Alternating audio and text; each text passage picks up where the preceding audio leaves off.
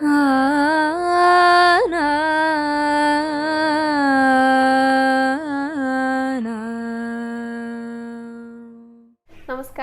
Guruvayur devotees ഓൺലൈനിലേക്ക് ഏവർക്കും സ്വാഗതം. സർവം കൃഷ്ണമയം. കൃഷ്ണായ വാസുദേവായ ദേവകീനന്ദനായ ച നന്ദഗോപകുമാരായ ഗോവിന്ദായ നമോ നമ. നാമം ചൊല്ലുന്ന സമയത്തെ നിങ്ങൾ ആരെങ്കിലും കോട്ടുവായ ഇടാറുണ്ടോ? ചിലരെങ്കിലും ചെയ്യുന്ന ഒരു കാര്യമായിരിക്കും. നാമം ചൊല്ലാനായിട്ട് ഇരുന്ന് കഴിഞ്ഞാൽ കോട്ടുവായിട്ട് തുടങ്ങും. ചിലരൊക്കെ കേട്ടോ, ചിലർക്കൊന്നും അങ്ങനത്തെ ബുദ്ധിമുട്ടുകളൊന്നും വരാറില്ല. അപ്പം ശരിക്കും ഈ കോട്ടുവായ വരുന്ന സമയത്ത്, അല്ലെങ്കിൽ കോട്ടുവായ ഇടുന്ന ഒരു സമയത്ത് ഭഗവാൻ എന്താണ് നമ്മളോട് പറയാനായിട്ട് ഉദ്ദേശിക്കുന്നത്? അതിൻ്റെ അർത്ഥം എന്താണ്? എന്തുകൊണ്ടാണ് നാമം ചൊല്ലുന്ന സമയത്ത് കോട്ടുവായ ഇടുന്നത്? ഭഗവാൻ നമ്മുടെ കൂടെ ഉണ്ടെന്നാണോ, നമ്മളിൽ നിന്ന് അകന്നു പോകുന്നതാണോ? അപ്പോൾ ഇതൊക്കെ ഓരോരുത്തരുടെ സംശയങ്ങളാണ് കേട്ടോ. അപ്പോൾ അതിനെക്കുറിച്ച് പറയാമെന്നാണ് വിചാരിക്കുന്നത് കേട്ടോ. നാമം ചൊല്ലുന്ന സമയത്ത് കോട്ടുവായ ഇടുന്നത് എന്തുകൊണ്ടാണെന്ന്. യഥാർത്ഥത്തിലേക്ക് നാമം ചൊല്ലുന്ന സമയത്ത് നമുക്ക് 100,000 ചിന്തകളൊക്കെ വരാറുണ്ട്. അങ്ങനെ നമ്മുടെ മനസ്സൊക്കെ കൈവിട്ടു പോകാറുണ്ട്. അതിനെക്കുറിച്ചൊക്കെ ഞാൻ പറഞ്ഞിട്ടുണ്ടായിരുന്നു. ആ കൈവിട്ടു പോകുന്ന സമയത്ത് ഏത് ഘട്ടത്തിലാണോ നമുക്ക് ആ സുബോധം വരുന്നത്, അപ്പം നമ്മൾ തിരിച്ചു വരിക, നാമജപം തുടർന്നുകൊണ്ടിരിക്കുക. പക്ഷേ ഈ കോട്ടുവായ ഇട്ട് കഴിഞ്ഞാൽ എന്താണ് ശരിക്കും അർത്ഥമാക്കുന്നത്? അത് നമുക്ക് ഇന്നത്തെ വീഡിയോയിൽ പറയാം കേട്ടോ. അപ്പോൾ അതേക്കുറിച്ചാണ് ഇന്നത്തെ വീഡിയോയിൽ പ്രധാനമായിട്ട് പറയുന്നത്. പിന്നെ ഭക്തരുടെ കുറച്ച് ചോദ്യങ്ങളും ഉത്തരങ്ങളും കൂടെ ഉൾപ്പെടുത്തിയിട്ടുണ്ട്. അതുകൂടാതെ അലങ്കാരങ്ങൾ കൂടെ പറയുന്നുണ്ട്. പിന്നെ ഒരു കഥ കൂടെ പറയാമെന്ന് വിചാരിക്കുന്നുണ്ട് കേട്ടോ. അപ്പോൾ വീഡിയോ എല്ലാവരും മുഴുവനായിട്ട് കാണാൻ ശ്രമിക്കുക. നമുക്ക് ആദ്യം തന്നെ അലങ്കാരം പറഞ്ഞുകൊണ്ട് തുടങ്ങാം. ഇന്നലത്തെ ഗുരുവായൂരപ്പൻ്റെ അലങ്കാരം പറയാം കേട്ടോ. ഇന്നലെ നമ്മുടെ ഗുരുവായൂരപ്പനെ ഒരു ചെറിയ ഉണ്ണികൃഷ്ണനായിരുന്നു കേട്ടോ. ഒരു കൈയിലെ ഒരു ഗോപി തിലകം പിടിച്ചിട്ടുണ്ട്. പിന്നെ ഇടത്തെ കയ്യിൽ, വലത്തെ കയ്യിലാണ് തിലകം, ഇടത്തെ കയ്യിലെ പൊന്നോട് കുഴലും പിടിച്ചിട്ട് നമ്മളെയൊക്കെ നോക്കി പുഞ്ചിരി തൂക്കിക്കൊണ്ട് നിൽക്കുകയായിരുന്നു കേട്ടോ. ധാരാളം ആഭരണങ്ങളൊക്കെ അണിയിച്ചു കൊടുത്തിട്ടുണ്ട് യശോദാമ്മ. അപ്പം ഇങ്ങനെ കുളിയൊക്കെ കഴിഞ്ഞ് കൊണ്ടുവന്ന് നിർത്തിയിട്ടേ ഈ പുറപ്പെടിക്കുന്ന സമയത്ത് ചെറിയ കുട്ടികൾ അങ്ങനെയാണല്ലോ, ഇവിടെ നിൽക്കുന്നു പറഞ്ഞു കഴിഞ്ഞാൽ അവർ നിൽക്കുന്നില്ല, അവരങ്ങോട്ടും ഇങ്ങോട്ടൊക്കെ ഓടിക്കളിച്ച് അല്ലെങ്കിൽ ഇളകിയിട്ടൊക്കെ നിൽക്കും.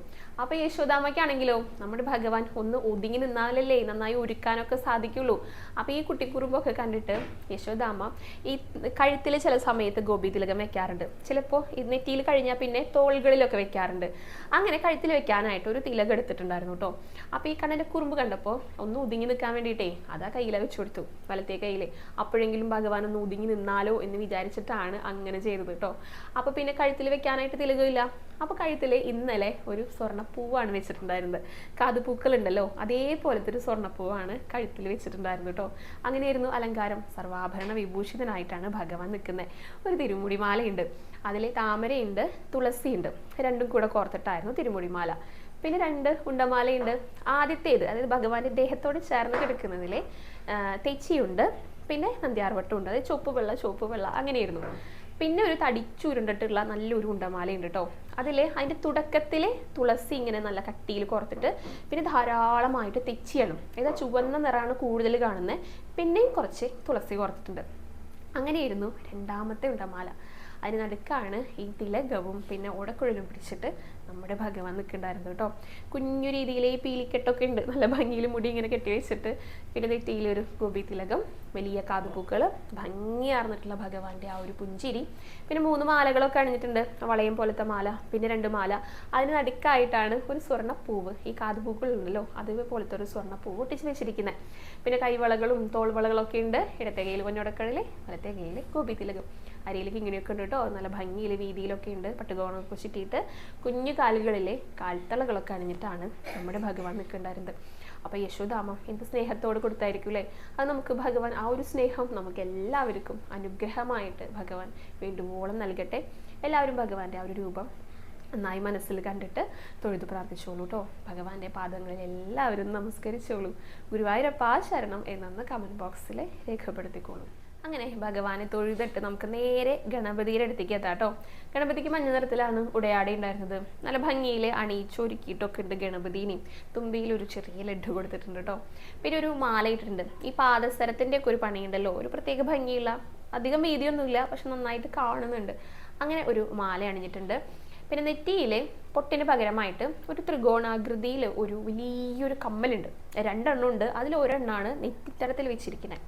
പിന്നെ ഒരെണ്ണം കിരീടത്തിൻ്റെ മുകളിലുള്ള അലങ്കാരത്തിലാണ് കേട്ടോ. അപ്പോൾ അത് കാണാൻ നല്ല ഭംഗിയുണ്ടായിരുന്നു. അപ്പോൾ കിരീടം തുടങ്ങുന്നത് തന്നെ നടുക്ക് ഈ ഒരു ത്രികോണാകൃതിയിലുള്ളൊരു കമ്മല്, പിന്നെ ഈ മഴത്തുള്ളി, ഈ ചുവന്ന മഴത്തുള്ളി പോലെ തൂങ്ങിക്കിടക്കുന്ന വേറൊരു കമ്മലുണ്ട്, അത് രണ്ട് സൈഡിൽ വെച്ചിട്ടുണ്ട്. അങ്ങനെ ഒരു അലങ്കാരം. അതിന് മുകളിലൂടെ ഒരു മാല കൊണ്ട് ഒരിങ്ങനെ അർദ്ധവൃത്താകൃതിയിൽ ഒരു കിരീടം പോലെ ചാർത്തിയിരിക്കുകയാണ്. അങ്ങനെയാണ് കിരീടം ഉണ്ടായിരുന്നത് കേട്ടോ. പിന്നെ ചെറിയ വേറെ കമ്മലുകളൊക്കെ ആയിട്ട് ഇങ്ങനെ സൈഡിലൊക്കെ വെച്ച് കൊടുത്തിട്ടുണ്ട്. അപ്പം അങ്ങനെയാണ് ഗണപതി ഇരിക്കുന്നുണ്ടായിരുന്നത്. അപ്പം അങ്ങനെ ഇരിക്കുന്ന ആ ഒരു ഗണപതിയുടെ രൂപം എല്ലാവരും ഒന്ന് മനസ്സിൽ കണ്ടോളൂ കേട്ടോ. നന്നായിട്ട് ഭഗവാനൊന്ന് പ്രാർത്ഥിച്ചോളൂ. എല്ലാവരും ഗണപതിയുടെ മുന്നിലെ ഏത്തമിട്ടോളൂ. ഭഗവതി അമ്മേനെ കാണാനായിട്ടാണ് ഇപ്പോൾ നമ്മൾ എത്തിയിരിക്കുന്നത് കേട്ടോ. ഭഗവതി നല്ല സുന്ദരിയായിട്ട് അന്നലെ ഇരിക്കുന്നുണ്ടായിരുന്നത്. നന്നായി ആഭരണങ്ങളൊക്കെ അണിഞ്ഞിട്ട് ചുവന്ന പട്ടുടയാടുണ്ട് കേട്ടോ. പിന്നെ കഴുത്തിലെ സ്വർണ്ണപ്പൂക്കൾ കൊണ്ട് ഇങ്ങനെ ഒട്ടിച്ച് വെച്ചിട്ടൊരു മാലയുണ്ട്. പിന്നെ കുഞ്ഞു കുഞ്ഞു മാലകൾ വേറെ അണിഞ്ഞിട്ടുണ്ട്. ചുവന്ന പട്ടുകൊണ്ട് ഒരു മാലയുണ്ട്. അപ്പോൾ അതൊക്കെ നല്ല ഭംഗിയുണ്ടായിരുന്നു. പിന്നെ കാതിൽ കാതുപൂക്കളാണ്, അത് 2 എണ്ണം വെച്ചിട്ടുണ്ട് കേട്ടോ. ഒരെണ്ണം കൃത്യമായിട്ട് കാതിൽ, ഒന്ന് അതിൻ്റെ ചുവടെയായിട്ട്. അപ്പോൾ 2 എണ്ണമായിട്ടാണ് കാതിൽ കമ്മലുണ്ടായിരുന്നത്. ചുണ്ടൊക്കെ നന്നായിട്ട് ചുവപ്പിച്ചിട്ടാണ്, നെറ്റിയിൽ പൊട്ട് വെച്ചിട്ടുണ്ട്. അത് ചെറിയ സ്വർണ്ണ പൊട്ടുകളാണ്, അത് 2 എണ്ണം വെച്ചിരിക്കണേ. പിന്നെ കിരീടം പ്രത്യേകിച്ച് നന്നായിട്ട് തന്നെ അലങ്കരിച്ചിട്ടുണ്ട് കേട്ടോ. അത് ഈ മാലകളുണ്ടല്ലോ, നമ്മളൊരു കാശുമാലയൊക്കെ കിരീടത്തിൻ്റെ അവിടെ ഇങ്ങനെ വൃത്താകൃതി, അർദ്ധവൃത്താകൃതിയിൽ വെക്കാറുണ്ട്. പിന്നെ ഒരു ആലിലയുടെ ഇങ്ങനെ നിറയെ ലോക്കറ്റുകളുള്ള ഒരു മാലയുണ്ടല്ലോ, കഴുത്തിലാണ് കഴിഞ്ഞ ദിവസം കഴിഞ്ഞിട്ടുണ്ടായിരുന്നത്. അത് ഇങ്ങനെ നെറ്റിത്തടത്തിൽ വെച്ചിട്ട് കുറേ ഉണ്ട് കേട്ടോ. 2 എണ്ണം ഒന്നുമല്ല, 3 അങ്ങനെ മാലകളൊക്കെ വെച്ചിട്ടുള്ള ഒരു പ്രത്യേക അലങ്കാരമാണ് കിരീടത്തിൻ്റെ മുകളിലായിട്ട് ചെയ്തിരിക്കുന്നത്. അങ്ങനെ നല്ല ഭംഗിയിൽ നിറയെ ആഭരണങ്ങളും ആ ഒരു ആഭരണങ്ങളുടെയൊക്കെ ശോഭയിൽ തിളങ്ങിയിട്ടാണ് ഭഗവതി അമ്മ ഇരിക്കുന്നത്. അപ്പോൾ എല്ലാവരും ഭഗവതി അമ്മയുടെ ആ ഒരു രൂപം നന്നായിട്ട് മനസ്സിൽ കണ്ടിട്ട് തൊഴുതു പ്രാർത്ഥിച്ചോളൂ കേട്ടോ. ഭഗവതി അമ്മയ്ക്ക് മുന്നിലും എല്ലാവരും ഒന്ന് നമസ്കരിച്ചോളൂ. ഇനി അയ്യപ്പനെ കാണാനായിട്ട് പോകാം കേട്ടോ.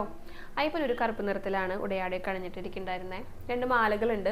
ഒരെണ്ണം പാലയ്ക്കമാലയാണ്, നല്ല വലിപ്പത്തിലുള്ള പാലയ്ക്കമാല. അതിന് നടുക്കായിട്ട് ഒരു ലോക്കറ്റ് ഉണ്ട് കേട്ടോ. അതിലും കല്ലൊക്കെ പതിപ്പിച്ചിട്ടുള്ള ഒരു ലോക്കറ്റ് വെച്ചിട്ടുണ്ട്. പിന്നെ സ്വർണ്ണപ്പൂക്കൾ കൊണ്ടൊരു മാലയുണ്ട്. കാതിൽ സ്വർണ്ണപ്പൂ വെച്ചിട്ട് അതിങ്ങനെ മാല പോലെ ആക്കിയിരിക്കുക, ഒട്ടിച്ച് വെച്ചിട്ട്. അങ്ങനെയാണ് അയ്യപ്പൻ്റെ മാല ഉണ്ടായിരുന്നത്. പിന്നെ മുഖച്ചാർത്ത് എടുത്ത് പറയുന്നെ വേണം, അത്ര ഭംഗിയുണ്ട്. കഴിഞ്ഞ ദിവസങ്ങളിലൊക്കെ നല്ല ഭംഗിയിലായിരുന്നു അയ്യപ്പൻ്റെ മുഖച്ചാർത്തൊക്കെ ഉണ്ടായിരുന്നത്. അലങ്കാരം മുഴുവനായിട്ടും ചാർത്തിയതെല്ലാം നല്ല ചന്തത്തിലായിരുന്നു കേട്ടോ. ചുണ്ടൊക്കെ നന്നായി ചുവപ്പിച്ചിട്ട് നല്ല ഭംഗിയുള്ള കവിളുകളോടൊക്കെ കൂടിയിട്ടാണ് അയ്യപ്പൻ ഇരിക്കുന്നുണ്ടായിരുന്നത്. നല്ല ഭംഗിയുള്ള കണ്ണുകൾ. പിന്നെ നെറ്റിയിൽ ഒരു സ്വർണ്ണപ്പൊട്ട് ഒട്ടിച്ച് വെച്ചിട്ടുണ്ട്. പിന്നെയുള്ള അലങ്കാരം മുഴുവൻ കിരീടത്തിൻ്റെ മുകളിലാട്ടോ. കിരീടം ഒന്ന് കാണേണ്ടത് തന്നെയാണ്. കഴിഞ്ഞ ദിവസത്തെ കിരീടം അതിഗംഭീരമായിരുന്നു. ഇന്നലത്തെ കിരീടത്തിനും പ്രത്യേകതകളുണ്ട്. അതൊരു കിരീടത്തിൻ്റെ ശൈലിയിലല്ല, പക്ഷെ ഓരോ കുഞ്ഞു കുഞ്ഞു ഓരോ ചെറിയ പൂക്കളുടെ ഇതളുകളുണ്ടല്ലോ. അപ്പോൾ ഓരോ ഇതൾ ഇങ്ങനെ പറിച്ചിട്ട് നിറയെ ഇങ്ങനെ കിരീടത്തിൻ്റെ അവിടെ ഇങ്ങനെ ഒട്ടിച്ച് വെച്ചിരിക്കാന്ന് വിചാരിക്കാം.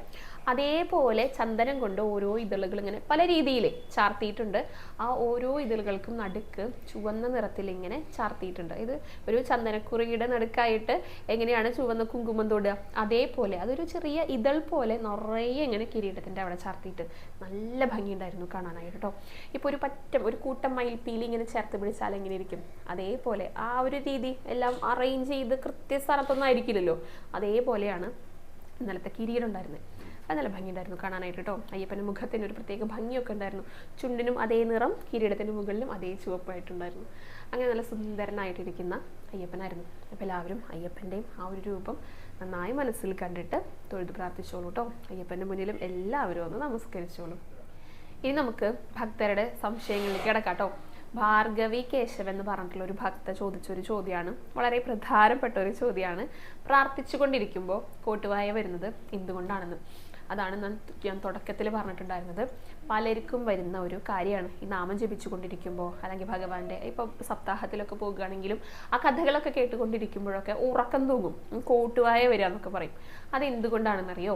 നമ്മുടെ കർമ്മങ്ങളൊക്കെ കത്തിപ്പോകുക എന്ന് പറയും. അതായത് പാപങ്ങളൊക്കെ ഇല്ലാതായി പോകുക, പാപങ്ങളൊക്കെ നശിച്ചു പോകുക എന്നാണ് അതിൻ്റെ അർത്ഥം. അങ്ങനെയാണ് പറഞ്ഞു കേട്ടിരിക്കുന്നത് കേട്ടോ.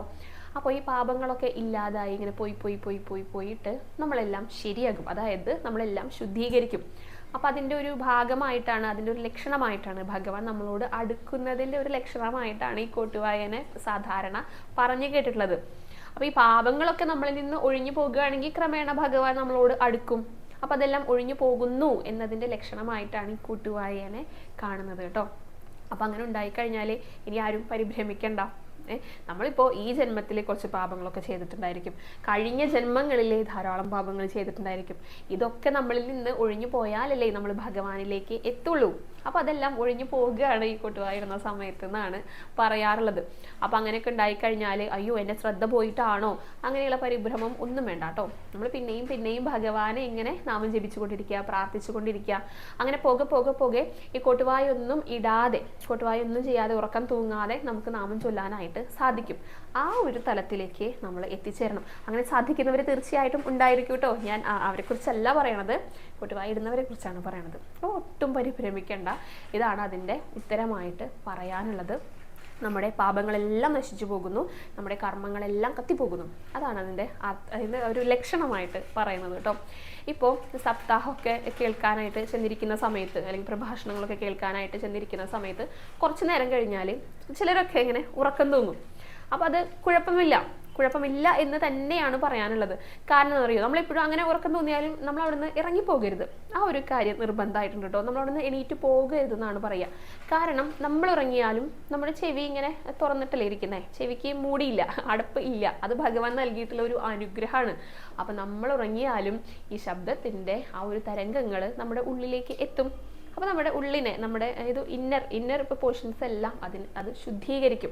അതുകൊണ്ടാണ് ഉറക്കം തൂങ്ങിയാലും ഉറങ്ങി പോരരുത്, അവിടെ തന്നെ ഇരിക്കണം. പിന്നെ എപ്പോഴെങ്കിലും ഏതെങ്കിലും ഒരു സമയത്ത് ആ ഉറക്കമൊക്കെ വിട്ടു പോകും. അപ്പോൾ നമുക്ക് ബാക്കിയിരുന്ന് കേൾക്കാലോ. അപ്പോൾ ഉള്ളിലേക്ക് ആ ഒരു ഭഗവാന്റെ ആ ഒരു നാമങ്ങൾ, ഭഗവാന്റെ കഥകൾ, ഭഗവാനെ കുറിച്ചുള്ള പ്രഭാഷണങ്ങളെല്ലാം ഈ ചെവിയിലൂടെ നമ്മുടെ ഉള്ളിലേക്ക് എത്തും. അപ്പോൾ ഈ പ്രഭാഷണം കേൾക്കുന്ന സമയത്ത്, നാമം ചൊല്ലുന്ന സമയത്ത് മാത്രമല്ല, കേൾക്കുന്ന സമയത്തും നമ്മൾ ഉറങ്ങി പോകുകയാണെങ്കിൽ അവിടുന്ന് എണീറ്റ് പോരരുത് എന്ന് പറയാറുണ്ട്. അതിൻ്റെയൊക്കെ കാരണം ഇതുകൊണ്ടാണ് കേട്ടോ. നമ്മുടെ പാപങ്ങളെല്ലാം നമ്മുടെ ഉള്ളിനെ ശുദ്ധീകരിച്ചിട്ട് ആ പാപങ്ങളെല്ലാം ഇല്ലാതാക്കണം. അതാണ് പറയുന്നത്. പിന്നെ ഉറങ്ങാനായിട്ട് കിടക്കുന്ന സമയത്ത് നാമം ചൊല്ലിയിട്ട് കിടക്കണം എന്ന് പറയും. അതെന്തുകൊണ്ടാണെന്നറിയോ? ഇതേ കാരണം തന്നെ. നമ്മളൊരു 101 നാമം ചൊല്ലിയിട്ട്, അല്ലെങ്കിൽ ഉറങ്ങാനായിട്ട് കിടക്കുന്ന സമയത്ത് ഒരു 101 നാമം ചൊല്ലുക. ആരും ഉറങ്ങാനായിട്ട് കിടന്നു കഴിഞ്ഞാൽ കുറേ നേരം ഇങ്ങനെ കിടക്കണം എന്ന് ആഗ്രഹിക്കില്ലല്ലോ. വേഗം തന്നെ ഉറങ്ങണം എന്നാണ് എല്ലാവരും ആഗ്രഹിക്കുക. ഉറങ്ങണ സമയത്താണ് പിന്നെ വേറെ കുറേ ചിന്തകളൊക്കെ എല്ലാവർക്കും വരിക, ഉറങ്ങാനായിട്ട് കിടക്കണ സമയത്ത്. അപ്പോൾ കുറേ കഴിഞ്ഞിട്ടുണ്ടെങ്കിൽ ഉറക്കം വരുന്നില്ല എന്നൊക്കെ പലരും പറഞ്ഞിട്ട് മെസ്സേജ് അയക്കാറുണ്ട്. എത്ര ശ്രമിച്ചിട്ടും ഉറക്കം വരുന്നില്ല. അപ്പം എല്ലാവർക്കും ഉള്ളൊരു സൊല്യൂഷൻ നാമം ചൊല്ലിൽ തന്നെയാണ്. അങ്ങനെ നാമം ചൊല്ലിയിട്ട് 101 നാമം അപ്പോഴേക്കും എല്ലാവരും ഉറങ്ങും. അത് ഉദ്ദേശിക്കുന്നതാണ്. അപ്പോൾ ഉറങ്ങിപ്പോയത് കൊണ്ട് യാതൊരുവിധ തെറ്റുമില്ല. നാമം ചൊല്ലാനായിട്ട് ഉറങ്ങുന്നത് വളരെ നല്ലതാണ്. ഇപ്പോൾ പ്രഭാഷണങ്ങൾ കേൾക്കുക, ഉറങ്ങാൻ ഇപ്പോൾ ഫോണൊക്കെ ഉണ്ടല്ലോ, പ്രഭാഷണങ്ങൾ നമുക്ക് യൂട്യൂബിലൊക്കെ എപ്പോൾ വേണമെങ്കിലും കേൾക്കാനായിട്ട് സാധിക്കും. അങ്ങനെ കേട്ടിട്ട് അതിലിങ്ങനെ ഉറങ്ങിപ്പോയാലും മതി, വിരോധമല്ല. അപ്പോൾ കുട്ടികളുടെ അടുത്തൊക്കെ മുതിർന്നവരെ നാമം ചൊല്ലി കിടക്കൂ എന്ന് പറയുന്നതിൻ്റെ പ്രധാനപ്പെട്ട കാരണം ഇതാണ്. അത് അവരെ പേടിപ്പിച്ച് പറഞ്ഞാലേ അവരത് അനുസരിക്കുള്ളൂ. അതുകൊണ്ടാണ് നാമം ചൊല്ലി കിടക്കണം, ദുസ്വപ്നങ്ങൾ കാണും, അങ്ങനെയാണെന്നൊക്കെ പറയാറുണ്ടല്ലോ. അപ്പോൾ അങ്ങനെയൊക്കെ ചൊല്ലി കിടക്കുന്നത് വളരെ നല്ലതാണ് കേട്ടോ. അപ്പോൾ ശ്രദ്ധിക്കേണ്ട കാര്യം എന്താണെന്ന് വെച്ചാൽ, കൊട്ടുവായിട്ട് കഴിഞ്ഞാലും ആരും പരിഭ്രമിക്കേണ്ട. നമ്മുടെ പാപങ്ങളെല്ലാം ഇല്ലാതായി പോകുന്നു എന്നാണ് അതിൻ്റെ അർത്ഥം. ക്രമേണ ഭഗവാൻ നമ്മളിലേക്ക് അടുക്കുന്നു എന്നാണ് അതിൻ്റെ അർത്ഥം. അടുത്തതായിട്ട് സുലോചന ഉണ്ണികൃഷ്ണൻ എന്ന ഭക്ത, സുലോചന അമ്മ ചോദിച്ച ഒരു ചോദ്യമാണ് കേട്ടോ. അമ്മയ്ക്ക് ചെവിയുടെ ഓപ്പറേഷനൊക്കെ കഴിഞ്ഞിട്ട് കേൾവിശക്തിയൊക്കെ തിരികെ ലഭിച്ചതായിരുന്നു. പക്ഷെ പിന്നെയും അത് കുറയുന്നുണ്ടോ എന്നൊരു സംശയം. അപ്പോൾ എന്ത് വഴിപാടാണ് ഭഗവാന് സമർപ്പിക്കേണ്ടത് എന്നാണ് ചോദിച്ചിരിക്കുന്നത് കേട്ടോ. അപ്പോൾ ചെവിയുടെ അസുഖങ്ങളൊക്കെ മാറാനായിട്ട് നമ്മൾ ആദ്യം മുതലേ പറയുന്ന പോലെ തന്നെ ആൾരൂപം വഴിപാട്. ചെവി എടുത്ത് വെക്കുക, പ്രാർത്ഥിക്കുക. അതാണ് ആദ്യം ചെയ്യാൻ പറ്റുന്ന ഒരു കാര്യം. പിന്നെ ഒന്നാണ് ഈ മണി ഉണ്ടല്ലോ, അതായത് ഈ നാക്കൊക്കെയുള്ള മണി, ക്ഷേത്രങ്ങളിലൊക്കെ നട തുറക്കുന്ന സമയത്ത് മണി അടിക്കുമല്ലോ, ആ മണി എടുത്തിട്ട് പ്രാർത്ഥിക്കാം. ഇത് അവിടെ ഉണ്ടോ, ആൾരൂപത്തിൻ്റെ അവിടെ ഉണ്ടോ എന്നുള്ളത് എനിക്ക് കൃത്യമായിട്ട് ഓർക്കുന്നില്ല കേട്ടോ. ഞാൻ അവിടെ ഉണ്ടെങ്കിൽ അതെടുത്ത് വെച്ച് പ്രാർത്ഥിക്കുക, അല്ലെങ്കിൽ മണി കൊണ്ടുവന്നിട്ട് സമർപ്പിക്കുക, അങ്ങനെയൊക്കെ ചെയ്യാറുണ്ട്. കാരണം അത് ശബ്ദം ഉണ്ടാക്കുന്നതാണല്ലോ, ശബ്ദമാണ് അതിൽ നിന്ന് പുറപ്പെടുവിക്കുന്നത്. ശബ്ദം നമുക്ക് കേൾക്കാൻ വേണ്ടിയിട്ടുള്ളതാണ്. അപ്പോൾ ആ ഒരു സങ്കല്പത്തിലാണ് മണി കൊണ്ടുവന്ന് സമർപ്പിക്കുക, അല്ലെങ്കിൽ മണി എടുത്ത് വെച്ച് പ്രാർത്ഥിക്കുക എന്നൊക്കെ പറയണത്. അങ്ങനെ ചെയ്യാം. അല്ലെങ്കിൽ പിന്നെ നേരത്തെ പറഞ്ഞ പോലെ ചെവി എടുത്ത് വെച്ച് പ്രാർത്ഥിക്കാം. പിന്നെ ഇന്ന വഴിപാടൊന്നും ഇല്ല, നമുക്ക് എന്ത് വഴിപാട് വേണമെങ്കിലും ഭഗവാന് കൊടുക്കാം കേട്ടോ. ഇത് രണ്ടും കൂടുതൽ പറഞ്ഞ് കേട്ടിട്ടുള്ളതായത് കൊണ്ടാണ് അത് പറഞ്ഞു തന്നത്. പക്ഷെ ഏത് വഴിപാട് വേണമെങ്കിലും നമ്മുടെ ഭഗവാന് കൊടുക്കുക, നന്നായി പ്രാർത്ഥിക്കാം, അതാണ് പ്രധാനം. അടുത്തത് RKB എന്ന് പറഞ്ഞിട്ടുള്ള ഒരു ID വന്ന ചോദ്യമാണ്. പേര് മനസ്സിലായിട്ടില്ല കേട്ടോ, പേര് അതിൽ പറഞ്ഞിട്ടില്ല. ആ അമ്മയാണെന്ന് തോന്നുന്നു. കൂട്ടുകാരിയുടെ ഭർത്താവിന് അസുഖമുണ്ട്, അത് നേരത്തെ തന്നെ കണ്ടുപിടിച്ചു. അപ്പം അദ്ദേഹത്തിൻ്റെ അസുഖം മാറാനായിട്ട് എന്ത് വഴിപാടാണ് ഭഗവാനെ സമർപ്പിക്കേണ്ടത് എന്നാണ് ചോദിച്ചിരിക്കുന്നത്. അവർ ബാംഗ്ലൂരാണ് താമസം എന്ന് പറഞ്ഞിട്ടുണ്ട്. ഒരുപാട് അനുഭവങ്ങൾ ഉണ്ടായിട്ടുമുണ്ട് ഭഗവാന്റെ. പലതവണ ഭഗവാൻ രക്ഷയ്ക്കായിട്ട് എത്തിയിട്ടുണ്ടെന്ന് പ്രത്യേകം എഴുതിയിട്ടുണ്ട് കേട്ടോ. അപ്പോൾ പിന്നെ ഉറപ്പല്ലേ ഭഗവാൻ കൂടെ ഉണ്ടെന്ന്. നന്നായിട്ട് പ്രാർത്ഥിക്കുക. അതാണ് ഏറ്റവും പ്രധാനപ്പെട്ട ഒരു കാര്യം. പിന്നെ അസുഖങ്ങൾ മാറാനായിട്ട് വഴിപാട് എന്ത് വേണമെന്ന് ചോദിച്ചിട്ടുണ്ട്. എല്ലാവർക്കും അറിയുന്ന കാര്യം തന്നെയാണ്. നമുക്ക് കൃഷ്ണനാട്ടം കളിയുണ്ട്, കാളിയമർദ്ദനം. അത് അസുഖങ്ങളൊക്കെ മാറാൻ വേണ്ടിയിട്ടാണ് ചെയ്യാറുള്ളത്. അപ്പോൾ അത് നേർന്നോളൂ, സാധിക്കുന്നെങ്കിൽ അത് ഷീട്ടാക്കിയിട്ട് ചെയ്തോളൂ കേട്ടോ. പിന്നെ ഒന്നാണ് ഈ എള്ളു കൊണ്ടുള്ള, അതായത് എള്ള് സമർപ്പിക്കുക ഭഗവാന്. എള്ളു കൊണ്ടുവന്ന് സമർപ്പിക്കാം, അല്ലെങ്കിൽ എള്ളു കൊണ്ട് തുലാഭാരം നടത്താം. എള്ളോളം തരി ജീവനുണ്ടെങ്കിൽ അത് ഭഗവാൻ സംരക്ഷിക്കണേ എന്നാണ് ആ ഒരു പ്രാർത്ഥന. അപ്പൊ എള്ള് തന്നെ ആരോഗ്യത്തിനുള്ളതാ. ഏറ്റവും ആരോഗ്യപ്രദമായിട്ടുള്ള ഒന്നാണ് ഈ എള്ള് എന്ന് പറയുന്നത്. അപ്പോൾ അതൊന്നുകിൽ കൊണ്ടുവന്ന് സമർപ്പിക്കാം. പിന്നെ അത് കൂടാതെ എള്ളുകൊണ്ട് തുലാഭാരം നടത്താം. ഇതൊക്കെ ചെയ്യാട്ടോ, സാധിക്കുമെങ്കിൽ അങ്ങനെ പ്രാർത്ഥിക്കാം. പിന്നെ ഭഗവാനെ കദളിക്കൊല സമർപ്പിക്കാം.